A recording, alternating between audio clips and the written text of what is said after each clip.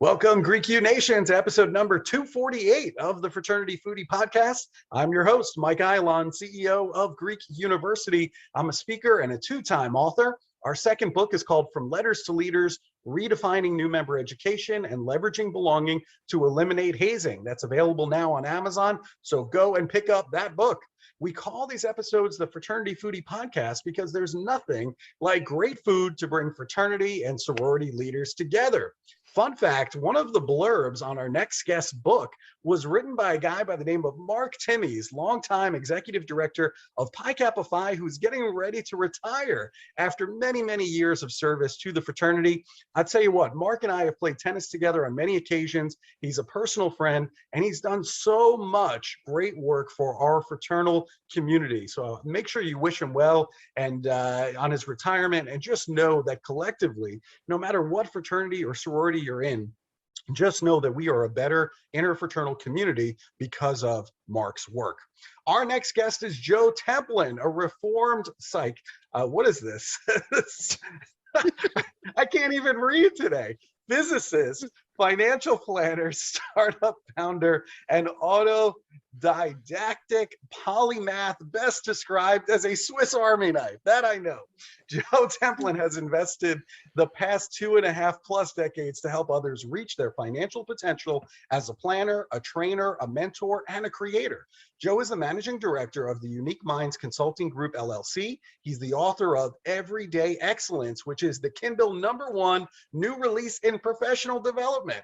Joe also co-authored Do You Want to Make MDRT or Not with Dr. John Stolk, as well as Choices, Creating a Financial Services Career. And my favorite fact about Joe, he is a huge Yankees fan. So let's give a big welcome. Welcome to the show, Joe.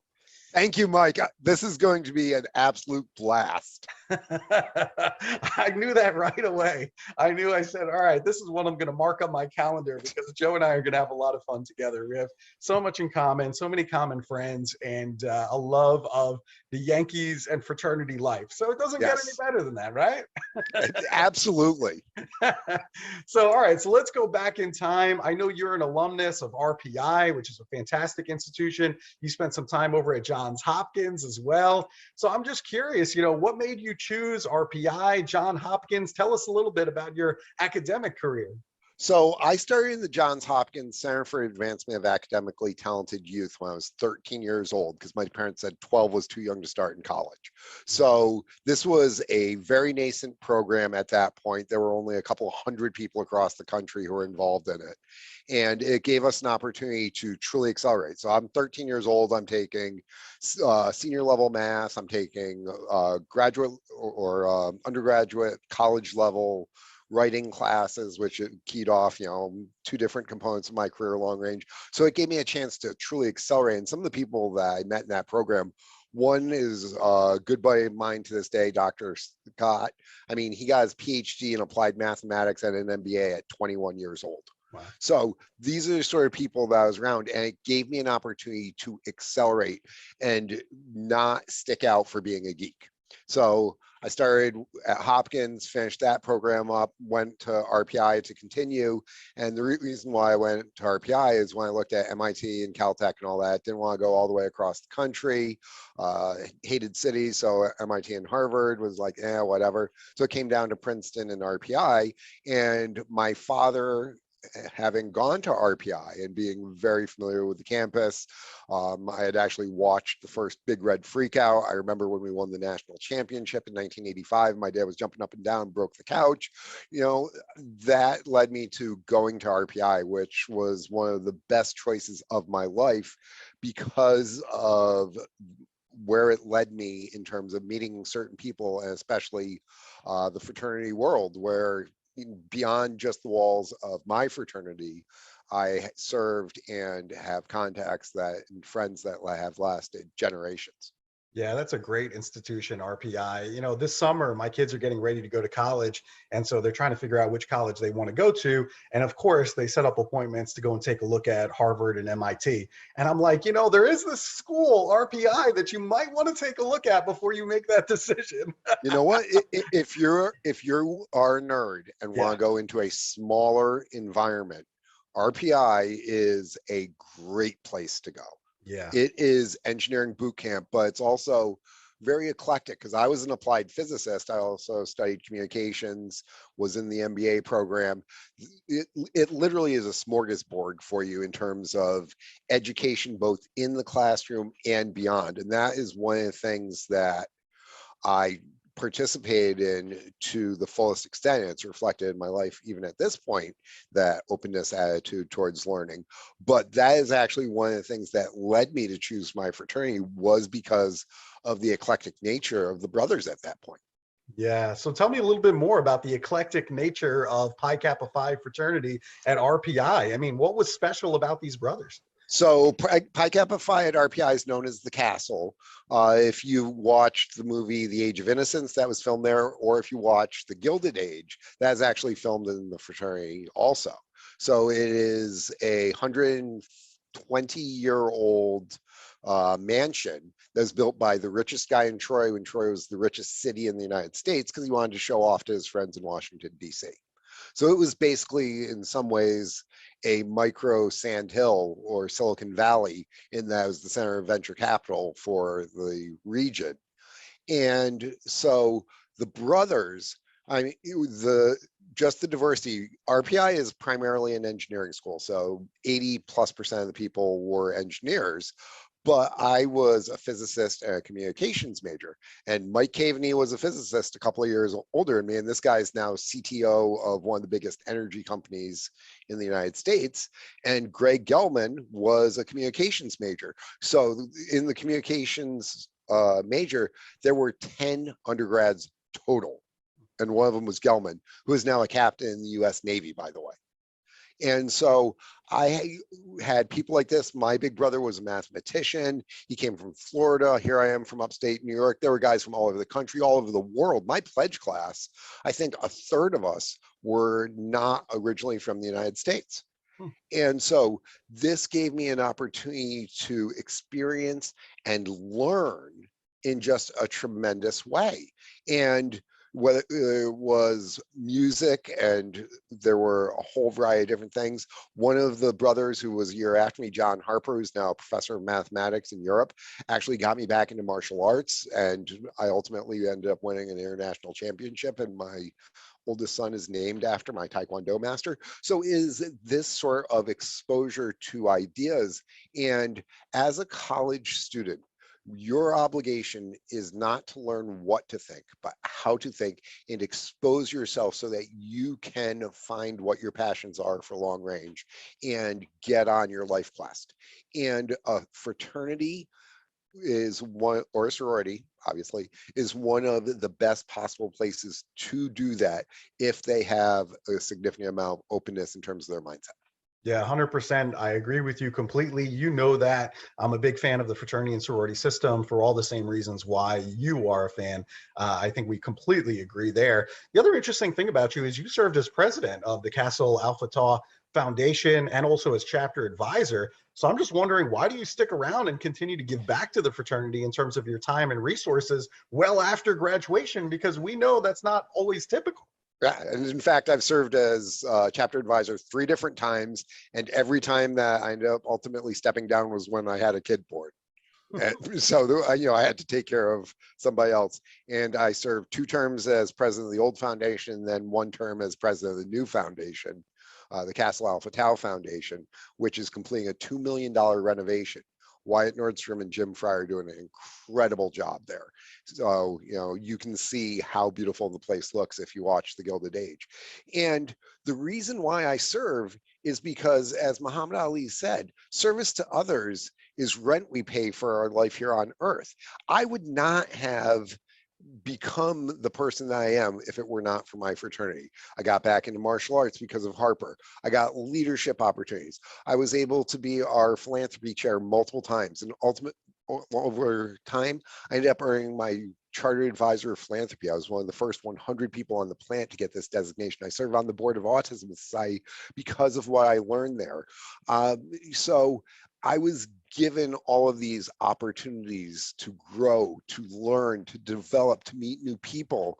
And so how could I not share of that bounty and give back to the next and even beyond that future generations?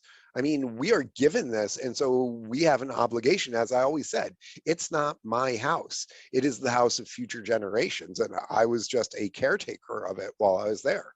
Yeah, that's a great way to look at it. I feel the same way about my experience as well. I was just the caretaker while I was there. You do the best that you can while you're there holding the torch, but ultimately you and I and Mark Timmies and everybody else is going to pass that torch at some point to the next generation. And so all we need to do is just pass that torch and leave it better than we found it. I mean, that's ultimately all that we can do with our time on Earth, right?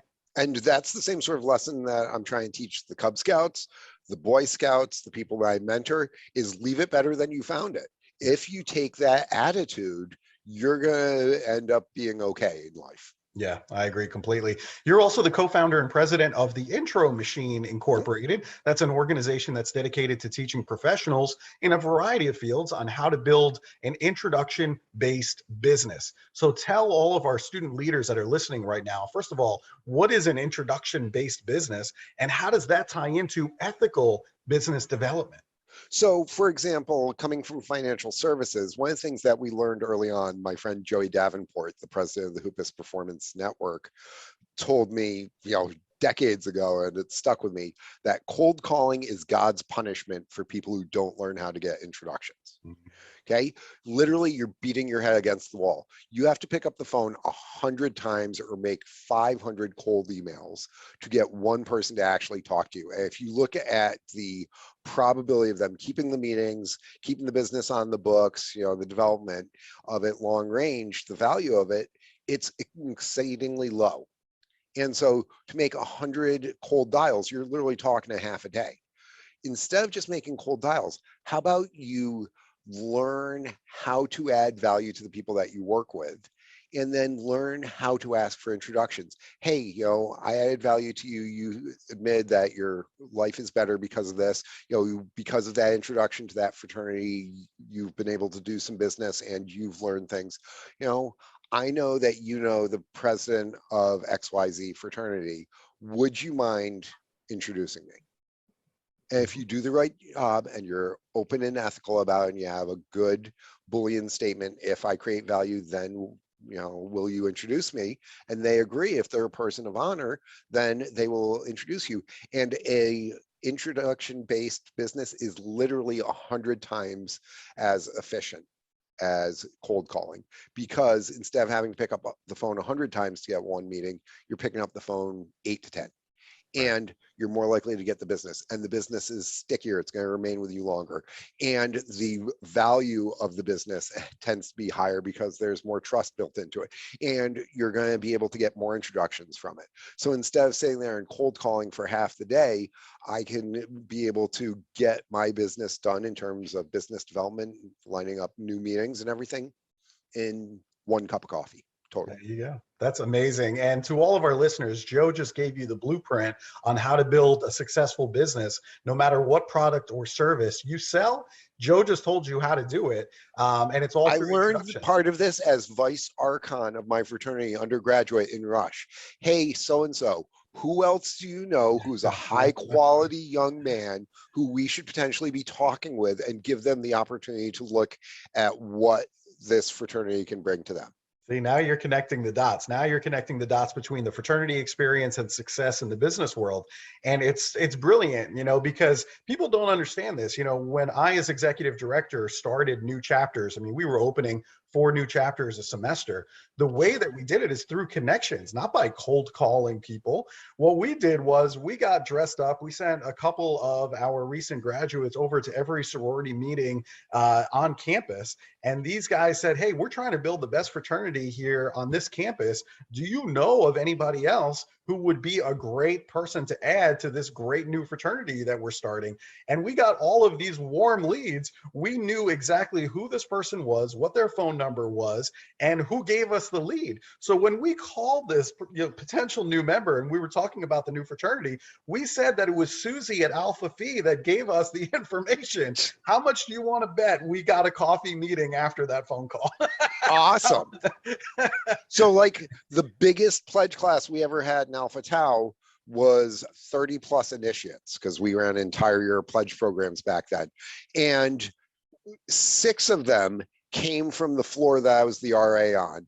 And those guys introduced us to another 3 or 4. So roughly a third of that pledge class all came because of the personal connection that I had with a couple of these guys. And I asked them and they ended up inviting others. And by the way, that for the next 5 years, that fraternity was running beautifully. They were near the top in every single metric, and they produced multiple leaders and national awards and all this because they had a culture of introductions and excellence. And the job of management essentially is then to just perpetuate that and guide them around the edges. Yeah, I preach that all the time. It's all about relationships in success in fraternity or success in business. It's not about how much money you spent on your recruitment event. Nobody joined because of your recruitment event. No. It's all because of the relationship. So please understand that, undergraduates. You don't have to spend a dime on, making a friend on campus. It's all about relationships and leveraging that network that exists at school. So, and here's the other thing. Yeah. If you have to buy them as a potential pledge or a potential client, guess what? Somebody else can buy them too. And they're not necessarily of the quality that you want, because we should all know our value. Yeah, now, I'm not selling myself out for 30 pieces of silver or whatever.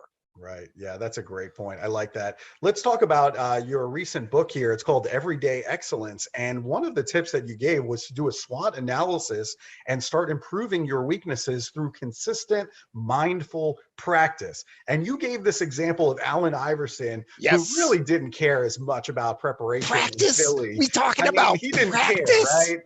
And he never won a championship. Although he is a Hall of Famer, he never won a championship. And then you compare that story to Michael Jordan, who is the GOAT, has 6 rings, practiced night and day, and every practice was like a game 7 in the playoffs for him.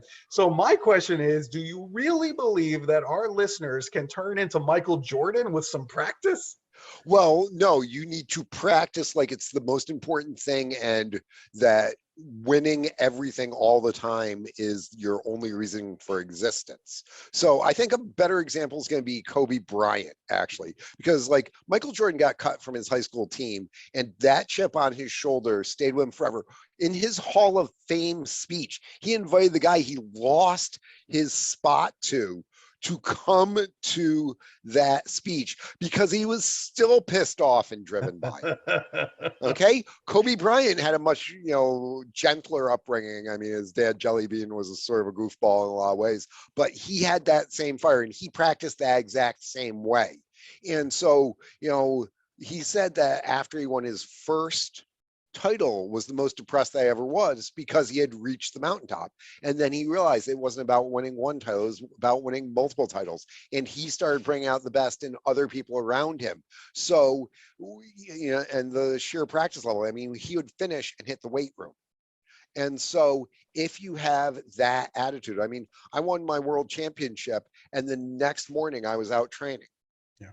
Because it was that valuable. So one of the things that I was talking about is on a podcast with James Quandrell last week, and we were talking about the 10,000 hour rule from Malcolm Gladwell. Sure. And instead instead of the 10,000 hour rule to achieve pure mastery, what about if we looked at the 1,000 hours to achieve, really high level, not quite mastery, but excellence in things.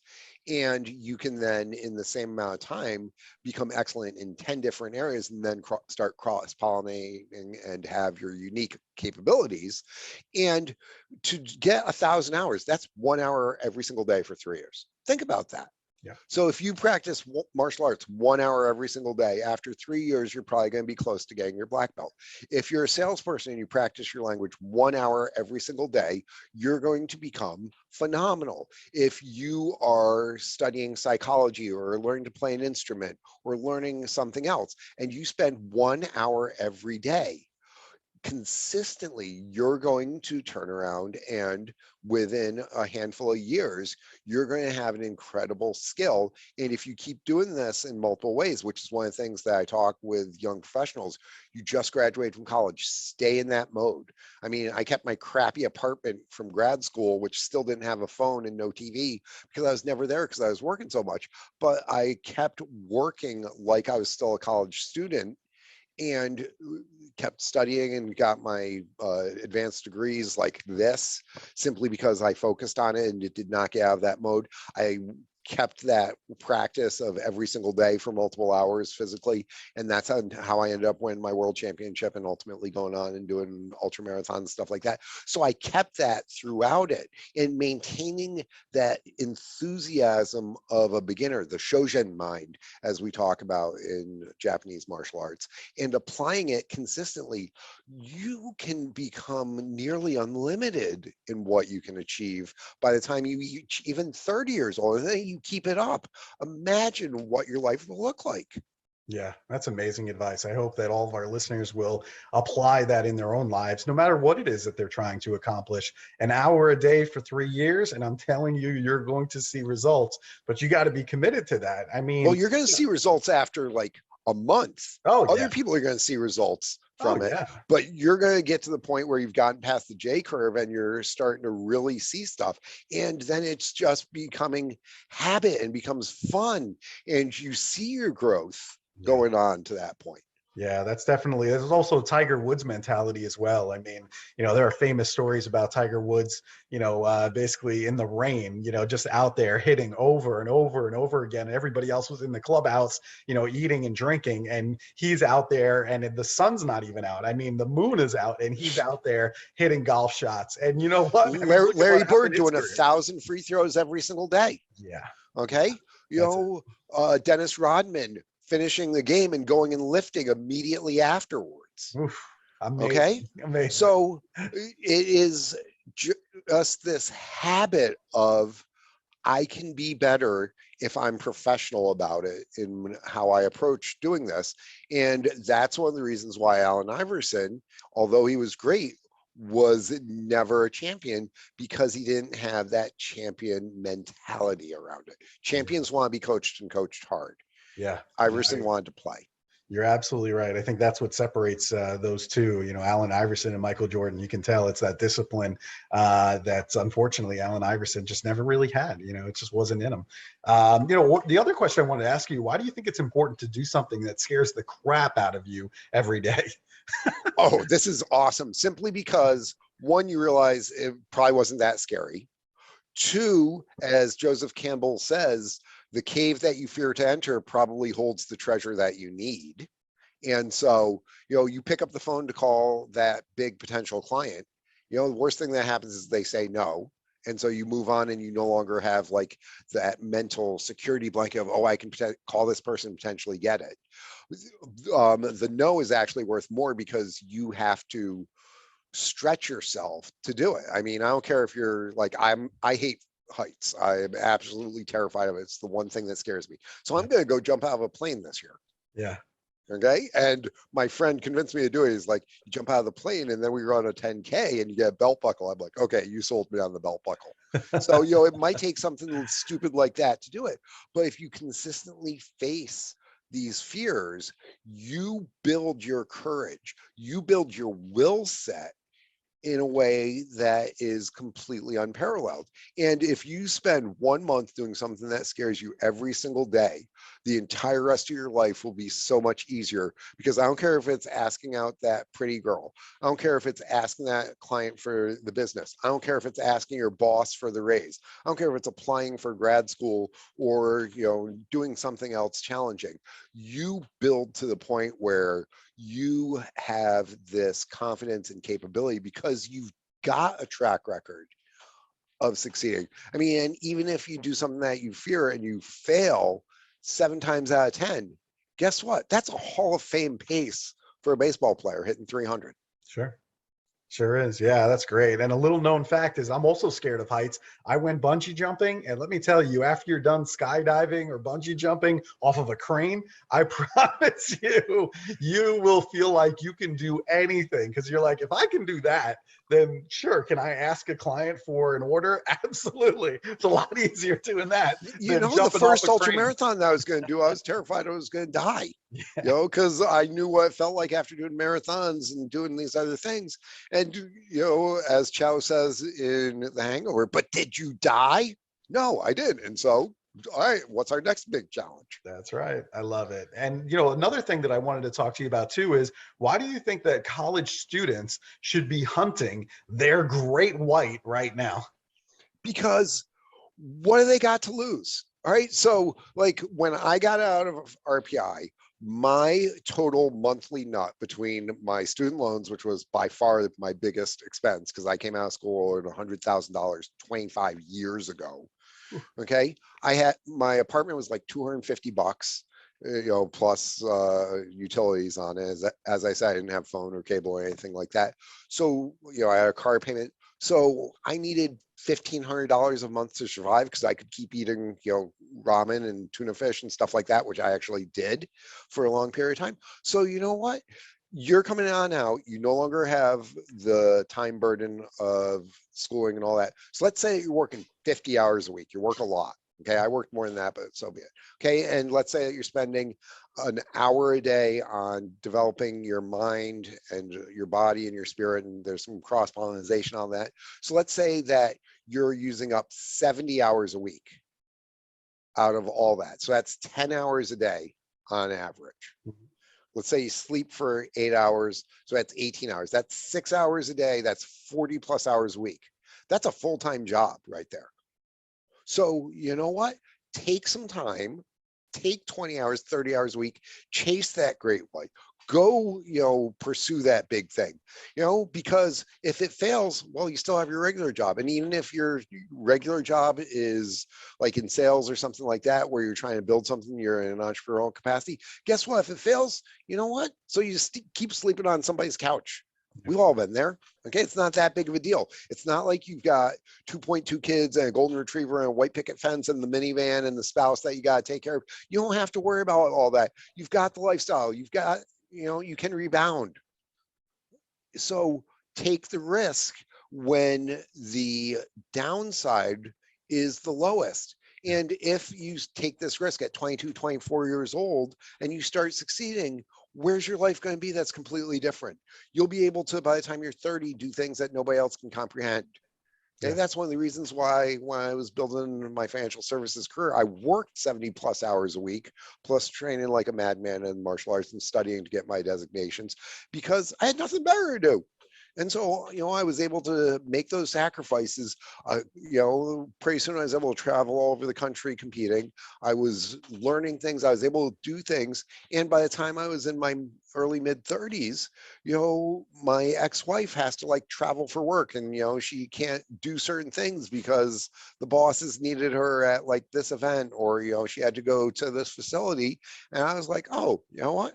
I'm taking Friday afternoon off to go have fun with the kids because I made those sacrifices early, because there was no risk when you're 25 years old. Yeah, great advice for college students who are listening right now. Many times I'll talk to a chapter and I want to find out what are their dreams. What's your dream for Pi Kappa Phi at RPI? And we'll go around the room and I'll listen to what the brothers are talking about. And almost every time, the dreams, they just seem really small to me. It's not the great white that you and I are talking about. And I'm like, why aren't you dreaming bigger? This is the time for you to dream big. Jim Let's Collins talk talks about the about having your castle, right? BHAG, your Yeah. big, hairy, audacious goal. I Yeah. mean, if you, as Freddie Mercury said, if you're going to dream, might as well dream of being a legend. Okay. Right. So, you know what? If instead of saying I want to sell, 100,000 books, which would be, really nice. No, I want to make the New York Times bestseller list and the Amazon 100.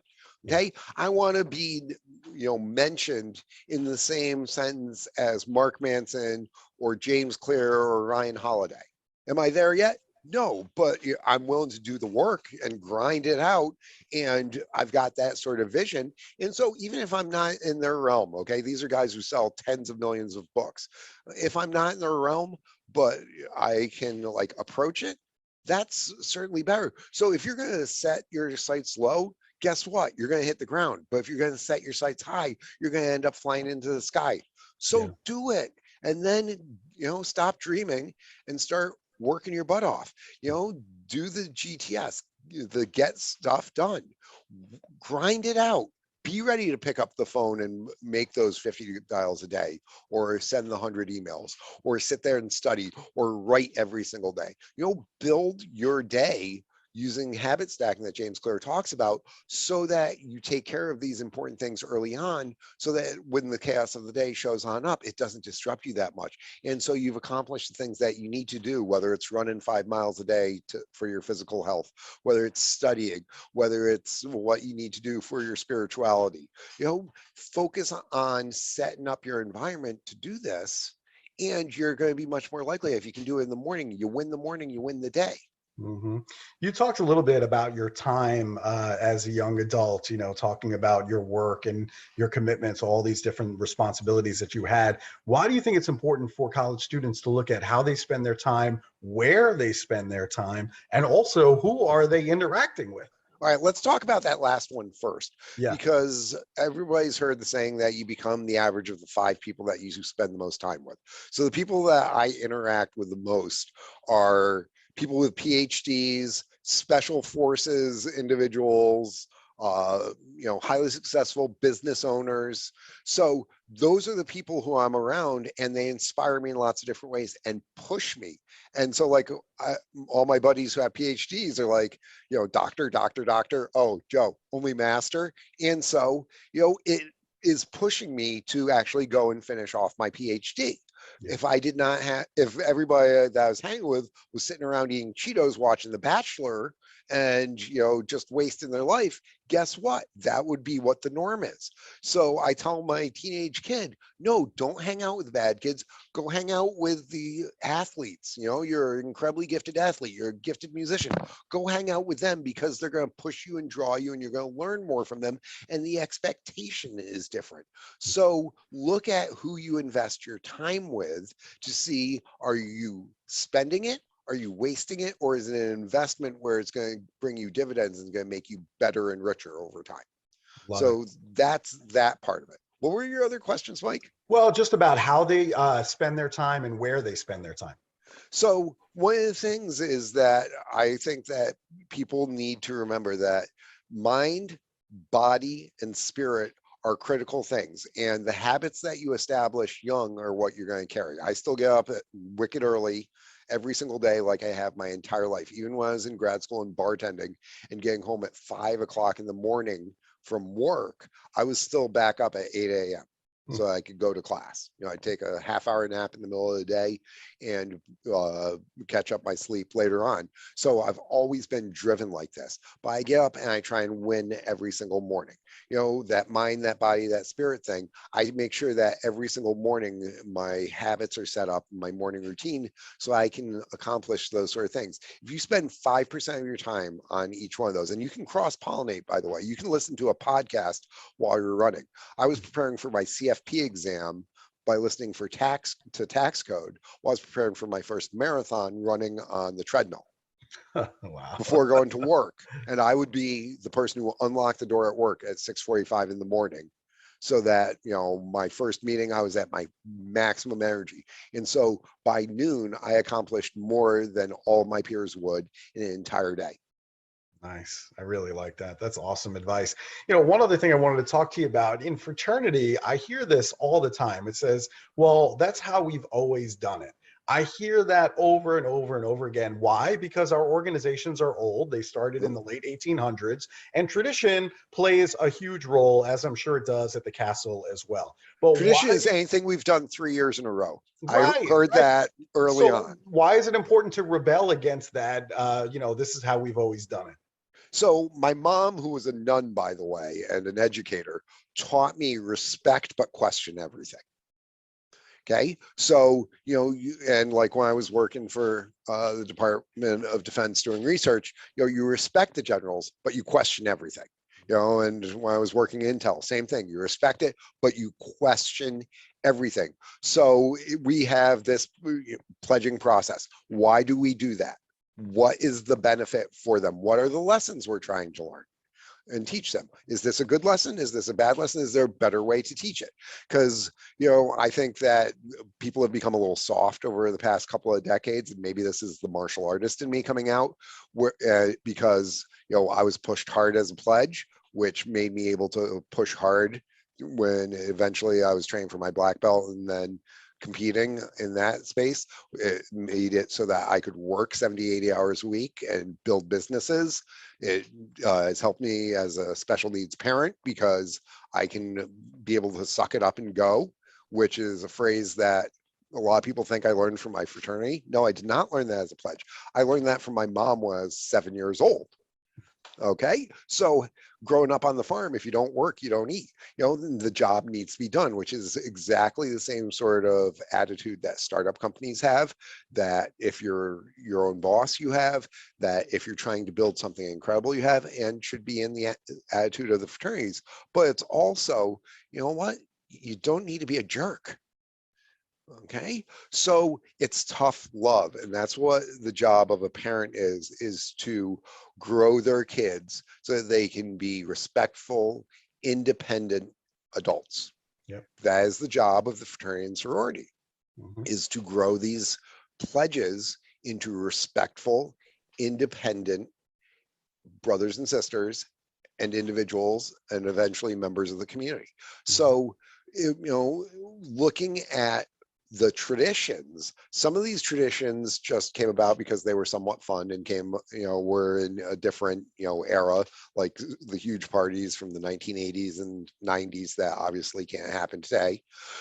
But a lot of them have just become codified, because people are like, well, I was hazed, so I'm going to turn around and haze. It's like, no, what are the lessons that you're supposed to learn, and figure out a better way to do that so that they get all the benefits without as many of the downsides.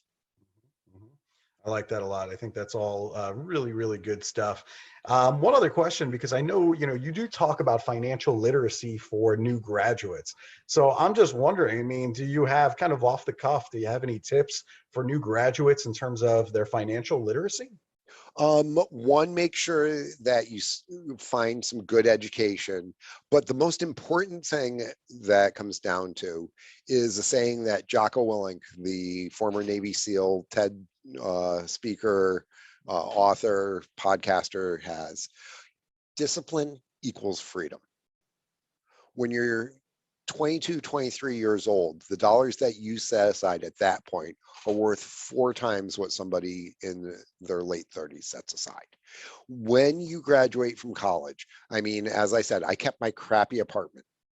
I didn't have a TV. I didn't have cable. I didn't have a phone because I was never there. All I did was work, train, study, and drink. I freely admit that. I, went to the Irish pub on a regular basis. All right.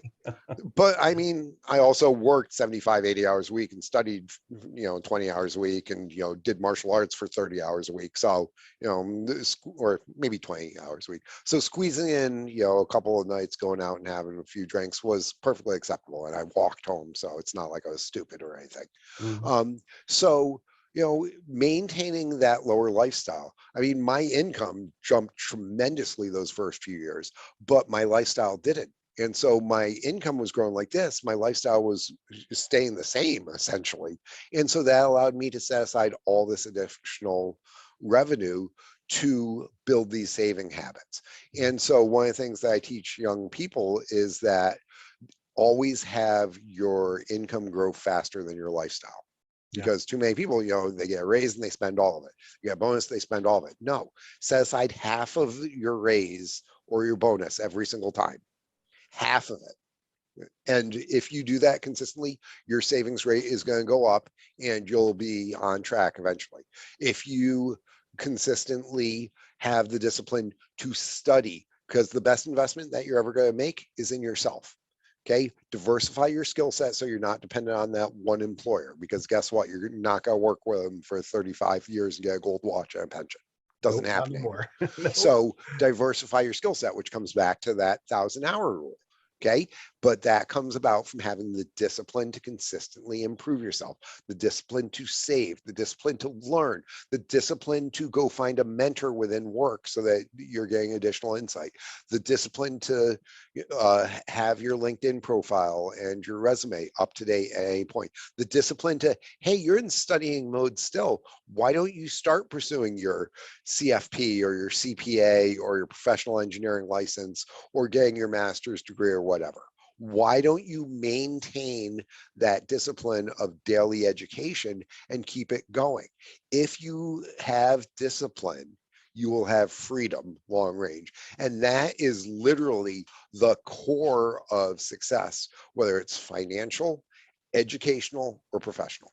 Excellent tips. I knew you were going to handle that question with no problem whatsoever. Now, the one question that I don't know, this might put you on the spot. I do love good food, and that's what we all talk about here at the Fraternity Foodie podcast. I know you're in Saratoga area. That area of New York is absolutely fantastic. But next time I'm there, whether it be the horse races or what have you, where should I go in order to get a great meal? And this is literally the hardest question that I've gotten in the past 3 months, because I love food so much. Okay. And as Leonard Skinner said, I'm a simple man though. Okay. I don't need complex. I eat, training food for the most part because of my athletic endeavors and everything. So I've been thinking about this a lot, actually. So in Boston Spa, we can always go over to Henry's Tavern and we can get just, some good old poutine. Since we're close to the Canadian border and things start becoming in French, the Guinness poutine with corned beef is spectacular. Have that with a porter or a Guinness with it. That is something that you will truly enjoy. Yeah. The other thing is we could always go down to Troy, be right near RPI, right by Pi Kappa Phi, and go over to Brown's Brewery, because this is a wonderful brew pub. And my best friend from grad school, Dr. Carl Umstetter, who's actually a Pi Kappa Alpha brother, we were worst men in each other's weddings, we're godparents to each other's kids, so he was in grad school the first outside brewmaster there, and he invented their cherry raspberry beer, and every 6 weeks they put a new beer on tap, and the food is designed to be able to go with that. So if that is the sort of thing that you're looking for, which I always look for when I'm going speaking in a new area, is to find the local brew pub. Yep. I would bring you there and we would be able to have a very good time. Excellent. You like porters, you like Guinness, so we will be just fine. just know what? If you're not supposed to be able to see through your beer. Right, I agree. I completely. If you can see through it, that's not a real beer. But